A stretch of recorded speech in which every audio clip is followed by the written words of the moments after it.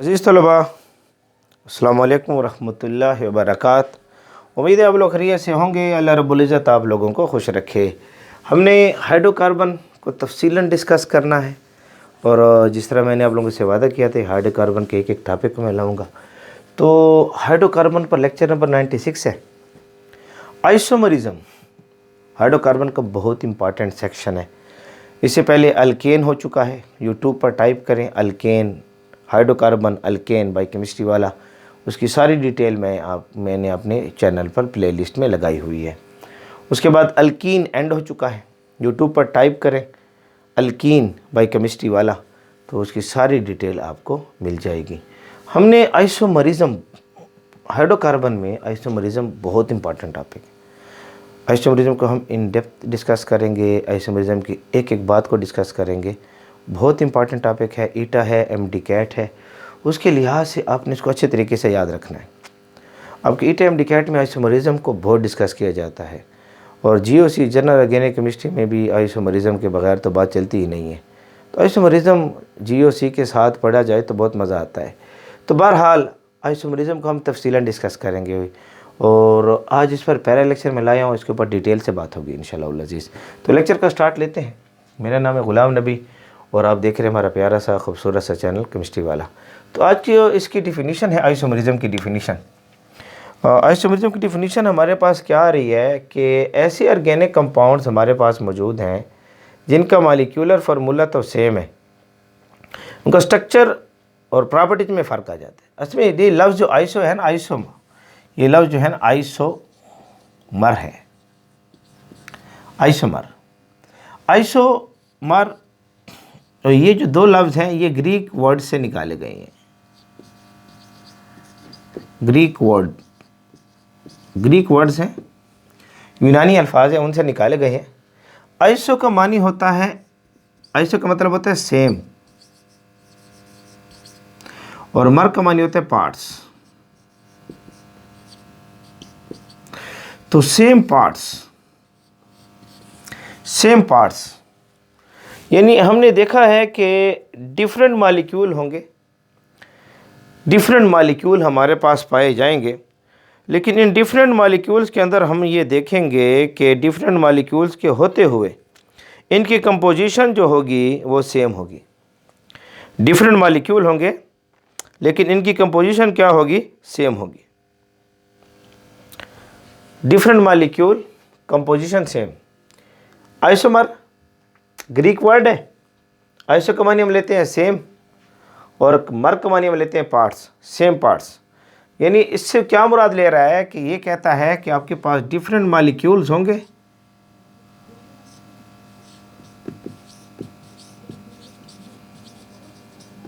Different molecules होंगे having same parts, having same parts इनकी same होंगे। मॉलिक्यूल डिफरेंट हो जाएंगे, पार्ट्स इनके सेम होंगे। यानी एलिमेंटल कंपोजिशन जो है ना, एलिमेंटल कंपोजिशन, जिन एलिमेंट से ये बने होंगे, कंपोजिशन से मुराद जिन एलिमेंट से ये बने होंगे, जिन एलिमेंट से बने होंगे वो एलिमेंटल कंपोजिशन इनकी सेम होगी। एलिमेंटल कंपोजिशन इनकी क्या रहेगी, सेम रहेगी। जिन एलिमेंट से ये बने हुए हैं एलिमेंटल कंपोजिशन इनकी क्या रहेगी, सेम रहेगी।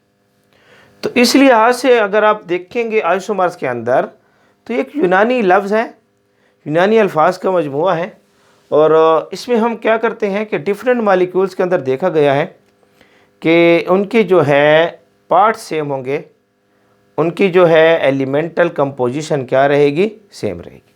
तो हम इसके लफ्ज़ आइसोमर लफ्ज़ यूज़ करते हैं। क्या यूज़ करते हैं, आइसोमर लफ्ज़ यूज़ करते हैं। इसकी अगर डिफिनीशन आप देखना चाहते हैं तो the organic compounds, those organic compounds, those organic compounds, ऐसे organic compounds having same molecular formula, एक सादा सी डिफिनीशन किताब में ये भी लिखे हुए है। मॉलिक्यूलर फार्मूला सेम कर ले, ऐसे मॉलिक्यूलर फार्मूला सेम कर लेते हैं, एलिमेंटल कंपोजिशन सेम कर ले molecular formula, and different in structure,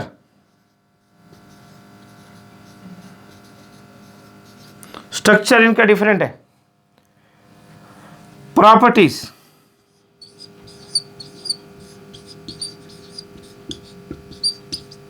properties इनकी डिफरेंट होगी, और called isomer, are called isomers, इनको आइसोमर्स का नाम दिया जाएगा। एंड दिस फिनोमेना,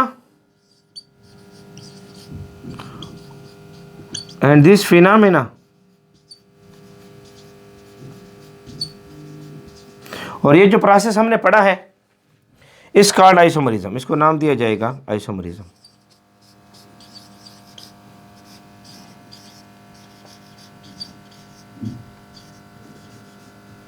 इसके लिए लफ्ज इस्तेमाल किया आइसोमरिज्म।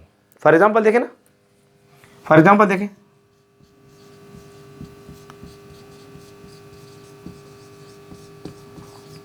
एक छोटी सी मिसाल लेते हैं।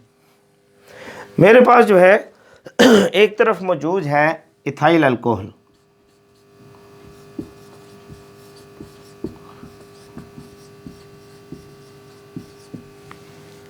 ठीक है, एक तरफ मौजूद है मेरे पास डाई मिथाइल ईथर,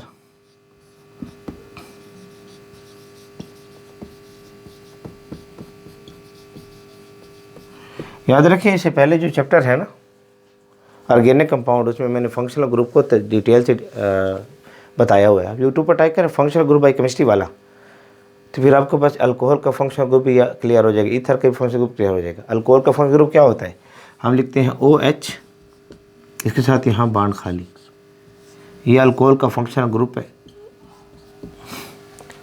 ईथर का हम क्या लिखते हैं O, यहाँ बांड खाली, यहाँ बांड खाली, ये फंक्शनल ग्रुप है ईथर का, ठीक है।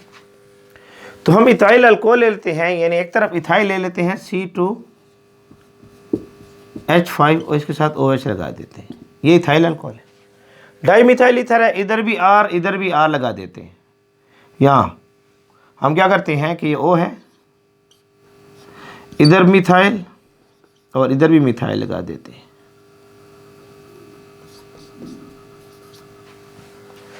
अगर आप इन दोनों को चेक करें, अगर मैं थोड़ा इसका स्ट्रक्चर ऐसे ड्रा करने के मूड में हूँ ऐसे ही, और यहाँ कार हाइड्रोजन, यहाँ हाइड्रोजन, यहाँ हाइड्रोजन,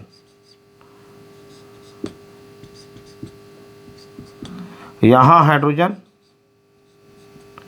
यहाँ हाइड्रोजन, यहाँ OH।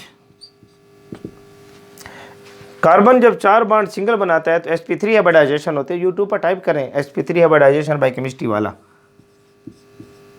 sp3 hybridisation bye chemistry वाला, तो मिल जाएगा आपको। अगर आप थोड़े इसके स्ट्रक्चर को देखें इसके,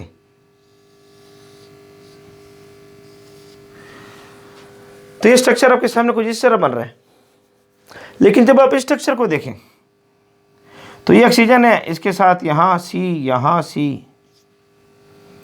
यहाँ देखें, यहाँ देखें, यहाँ देखें, hydrogen, hydrogen, hydrogen, hydrogen, hydrogen और हाइड्रोजन। यहाँ भी sp3 हाइब्रिडाइजेशन है इस कार्बन में, लेकिन यहाँ देखें, यहाँ sp3 हाइब्रिडाइजेशन वाला कार्बन ऑक्सीजन के साथ मिला हुआ है, यहाँ पर sp3 हाइब्रिडाइजेशन वाला कार्बन जो है कार्बन के साथ मिला हुआ है, यहाँ पर ये sp3 हाइब्रिडाइजेशन वाला कार्बन जो है ऑक्सीजन के साथ मिला हुआ है, यहाँ पर ये sp3 हाइब्रिडाइजेशन वाला कार्बन कार्बन से मिला हुआ है, यहाँ sp3 हाइब्रिडाइजेशन वाला कार्बन ऑक्सीजन से मिला हुआ है। यहाँ पर जो स्ट्रक्चर आ रहा है कार्बन कार्बन और ऑक्सीजन है, यहाँ क्या है कार्बन ऑक्सीजन और कार्बन है। यानी एक sp3 वाला कार्बन, इधर ऑक्सीजन और इधर sp3 वाला कार्बन मिल रहे हैं आपस में। यहाँ sp3 वाला कार्बन, यहाँ sp3 वाला कार्बन और ऑक्सीजन के साथ मिल रहे हैं, इस तरह मिल रहे हैं। यहाँ पर ऑक्सीजन के साथ OH लगा हुआ है, कार्बन के साथ OH लगा हुआ है। अब दोनों के स्ट्रक्चर में फ़र्क आपको क्लियर नज़र आ रहा है। अब ये डिफरेंट मालिक्यूल्स हैं, इनकी प्रॉपर्टी डिफरेंट है। इथाइल अल्कोहल की अलग प्रॉपर्टी है, ईथर की अलग प्रॉपर्टी है। दोनों की प्रॉपर्टी में बहुत ज़्यादा फ़र्क है, दोनों की प्रॉपर्टीज़ में बहुत ज़्यादा क्या है, फ़र्क है। लेकिन दोनों को अगर चेक करें, एलिमेंटल फॉर्म इसकी चेक करें, इनकी कंपोजिशन, तो दोनों में कार्बन और हाइड्रोजन और ऑक्सीजन, कंपोजिशन सेम आ रही है। मॉलिक्यूलर फार्मूला चेक करें, अगर मैं इसका मॉलिक्यूलर फार्मूला लिखूं, मॉलिक्यूलर फार्मूला, तो कार्बन मेरे पास 2 हैं तो मैं 2 कार्बन लिख दूं। हाइड्रोजन मेरे पास 5 और 1 6 है तो 6 हाइड्रोजन लिख दूं। ऑक्सीजन मेरे पास 1 है तो 1 O लिख दूं। इस तरीके से अगर मैं इसका मॉलिक्यूलर फार्मूला लिखता हूं, इसका, तो मेरे पास चेक करें आप, थोड़ी देर कर दूं, कार्बन 1 और 1 2, हाइड्रोजन 3 और 3 6, ऑक्सीजन क्या हो जाएगा 1। चेक करें मॉलिक्यूलर फार्मूला डाइमिथाइल ईथर का, डाइमिथाइल ईथर का। तो मॉलिक्यूलर फार्मूला दोनों का सेम आ रहा है, लेकिन स्ट्रक्चर में फ़र्क है, प्रॉपर्टी में भी फ़र्क होगा। तो ये दोनों एक दूसरे के आइसोमर हैं। इथाइल अल्कोहल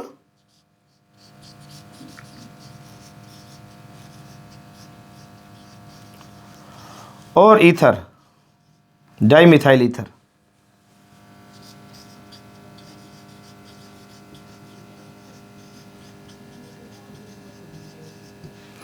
ये दोनों एक दूसरे के आइसोमर हैं।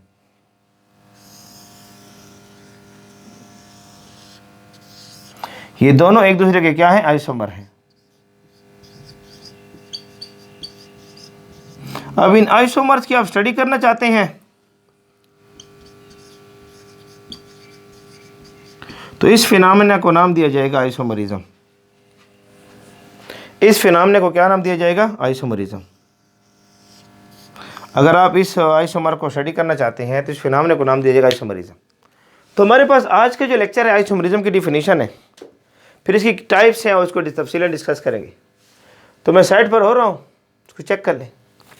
तो इनसे नेक्स्ट लेक्चर में हम इसकी टाइप्स को तरफ जाएंगे, कॉन्स्टिट्यूशनल और स्टीरो आइसोमरिज्म वगैरह है, या बहुत सारी चीज़ें इसमें डिस्कस करेंगे तफसीलन।